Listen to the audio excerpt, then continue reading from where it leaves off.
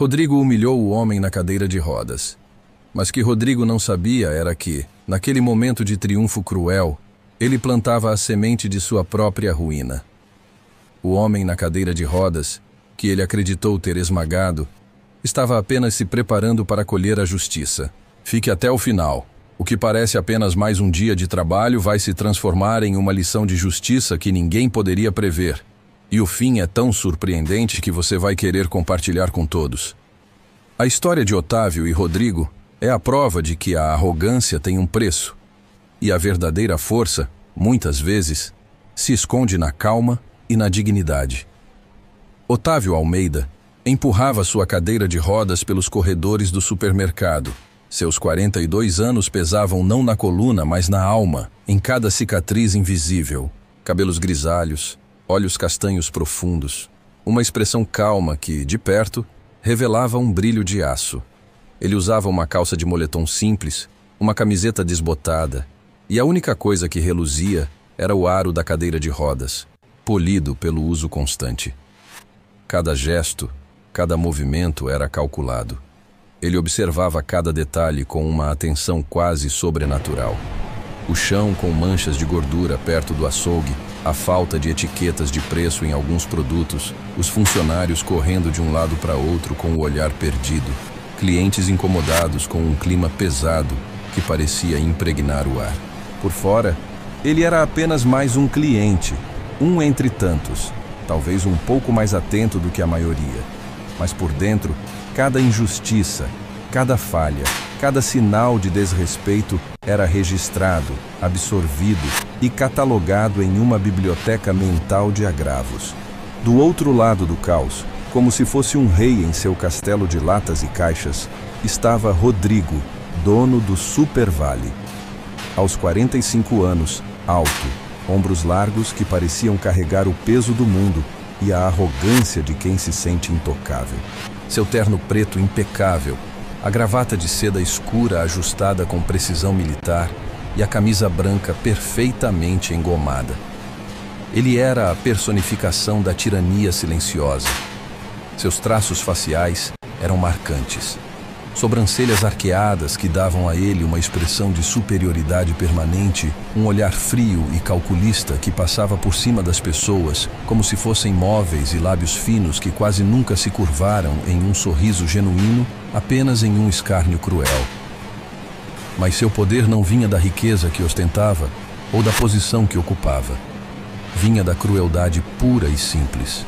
Ele humilhava funcionários publicamente, ridicularizava clientes que reclamavam e esmagava qualquer tentativa de questionamento, qualquer centelha de dignidade. Sua arrogância era palpável, quase um vapor sufocante que se espalhava por todos os corredores, fazendo com que as pessoas evitassem seus olhos e se encolhessem em sua presença. Naquele dia, a tensão era insuportável, densa como neblina.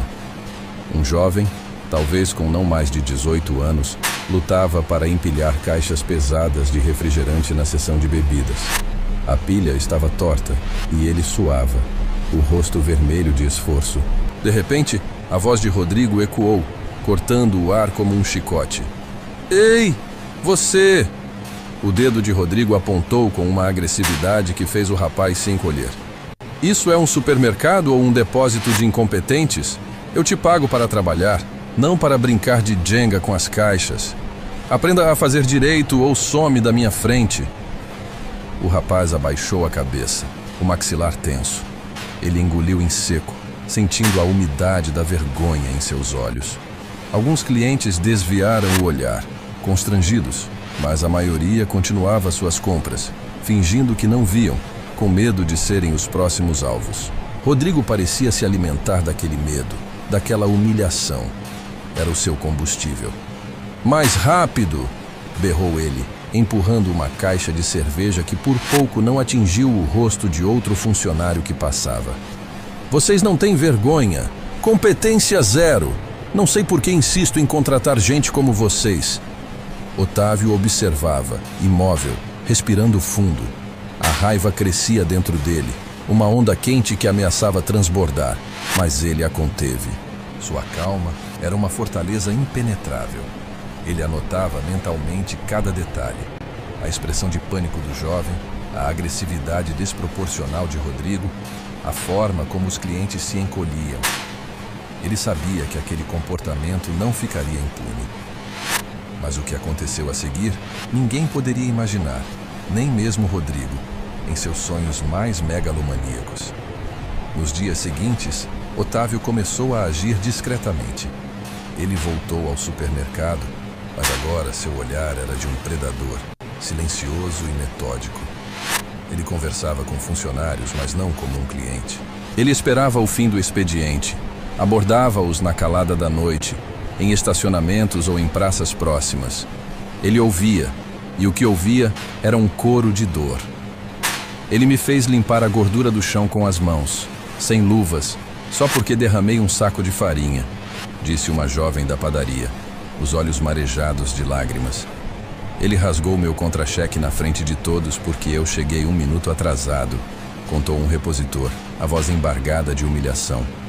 Otávio anotava tudo, não em um caderno, mas em um gravador digital, um dispositivo minúsculo que ele escondia na roda da sua cadeira. Ele tirou fotos das condições de trabalho precárias, dos banheiros imundos, dos extintores de incêndio com a validade vencida. Ele fotografou documentos, planilhas de horário, tudo. Cada história aumentava a gravidade do caso. Jornadas exaustivas que excediam o limite legal, humilhações diárias que se tornaram a rotina, desrespeito total às normas de segurança. Um colega desmaiando de exaustão, outro sendo humilhado em frente a clientes. Cada lembrança se juntava à sua coleção de evidências, reforçando a determinação de Otávio. Ele sentia o peso de todas aquelas pessoas em seus ombros, a responsabilidade de ser a voz que elas não tinham. Rodrigo seguia sua rotina de tirania, completamente alheio à teia que se formava ao seu redor. Ele acreditava que sua riqueza e posição o protegiam de qualquer consequência. Afinal, quem ousaria desafiar um homem como ele? Ele era o super-rei do vale, mas a rede de provas se formava silenciosa, como uma teia de aranha invisível, aguardando o momento certo para ser tecida e capturar sua presa. O que parecia apenas mais um dia de trabalho, estava prestes a se tornar o palco de uma justiça histórica, um espetáculo que o próprio Rodrigo se recusava a acreditar que era real. Funcionários mais atentos começaram a perceber sinais de que algo estava para acontecer. Pequenas reuniões discretas, documentos que sumiam e reapareciam, fotos confidenciais circulando em grupos de WhatsApp. O murmúrio da esperança começou a se espalhar, discreto, mas poderoso. Clientes também começaram a relatar suas próprias histórias constrangedoras em fóruns online, criando uma onda de indignação que se unia à dos funcionários. O peso da verdade aumentava a cada dia, como uma avalanche que ganha força na descida da montanha. Otávio, enquanto isso, preparava seu grande movimento. Ele revisava cada depoimento, cada foto, cada prova. Ele sabia que para enfrentar um tirano como Rodrigo, a justiça precisava ser cega, mas também implacável. Ele precisava de uma prova irrefutável, algo que, mesmo com todo o dinheiro do mundo, Rodrigo não pudesse negar. Ele mergulhou em cada detalhe da lei trabalhista, em cada precedente, em cada artigo. Sua mente era um campo de batalha, onde a lei era a sua única arma. Meses depois, o caso finalmente chegou à vara trabalhista. O ar na sala de audiência era pesado, carregado de expectativa. Otávio, agora juiz responsável pelo caso, adentrou a sala. Sua entrada foi silenciosa, mas sua presença preencheu o espaço. Aos 42 anos, ele não era o juiz mais velho, mas a autoridade em seu olhar e a calma em seus gestos o faziam parecer. Ele conduzia a audiência com uma firmeza que era como um soco no estômago de quem ousasse subestimá-lo. Rodrigo entrou confiante, o mesmo terno impecável, os sapatos de couro brilhantes refletindo a luz e sua arrogância. Ele olhou para a sala, para os funcionários amontoados em um canto, para o juiz, e um sorriso de desdém se formou em seus lábios. Ele acreditava que a justiça era um jogo, e ele tinha o dinheiro para vencer. Mas o olhar firme de Otávio, um olhar que ele sentiu que já conhecia, fez Rodrigo sentir pela primeira vez o peso da culpa. Era um peso invisível, mas tão real quanto o ar que ele respirava. Senhor Rodrigo, começou Otávio, sua voz firme e clara, ecoando na sala. O senhor foi denunciado por uma série de violações graves, que incluem humilhação de funcionários, imposição de condições de trabalho precárias e desrespeito flagrante a clientes. Todas essas ações serão analisadas sob o peso da lei. A lei não é feita para proteger os poderosos, mas para garantir que todos, independentemente de sua posição, sejam tratados com dignidade. Rodrigo, com a confiança já abalada, tentou interromper, erguendo a mão. Doutor, se eu soubesse que seria julgado por... Otávio ergueu a mão, interrompendo-o com uma autoridade que calou Rodrigo na hora. O desconhecimento não absolve ninguém, principalmente quando o senhor agiu com crueldade e desprezo, acreditando que poderia escapar das consequências de suas ações. O senhor zombou da dignidade alheia e acreditou que o dinheiro poderia comprar a obediência e o silêncio. Hoje, a justiça será feita. A partir daí, a audiência se tornou um pesadelo para Rodrigo.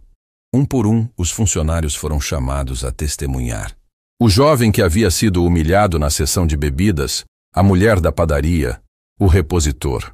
Cada um, com a voz embargada de emoção, relatou suas experiências detalhadas.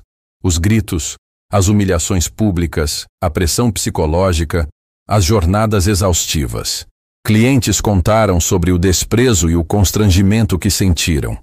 Cada palavra era como uma lâmina afiada, cortando a arrogância de Rodrigo, desnudando-o na frente de todos. O senhor acreditava que poderia esmagar qualquer pessoa com seu poder e seu dinheiro, disse Otávio, sua voz agora mais baixa, mas com uma intensidade assustadora. Mas a verdadeira autoridade não vem do medo ou do dinheiro. Vem do respeito, da ética e da responsabilidade. O senhor não possui nenhuma dessas qualidades. O tribunal inteiro prendeu a respiração. Rodrigo começou a suar frio, o rosto vermelho, o sorriso arrogante desaparecendo a cada depoimento. Ele olhava para os funcionários, para o juiz, para a sala, e não encontrava mais aquele ar de superioridade. Ele tentava se defender, mas cada argumento soava vazio e desesperado. Cada prova apresentada mostrava a extensão de seus abusos, um histórico de crueldade que era chocante. Mas o ápice da humilhação de Rodrigo ainda estava por vir, algo que o atingiria não no bolso, mas na alma. Otávio, de forma inesperada, pediu um pequeno intervalo.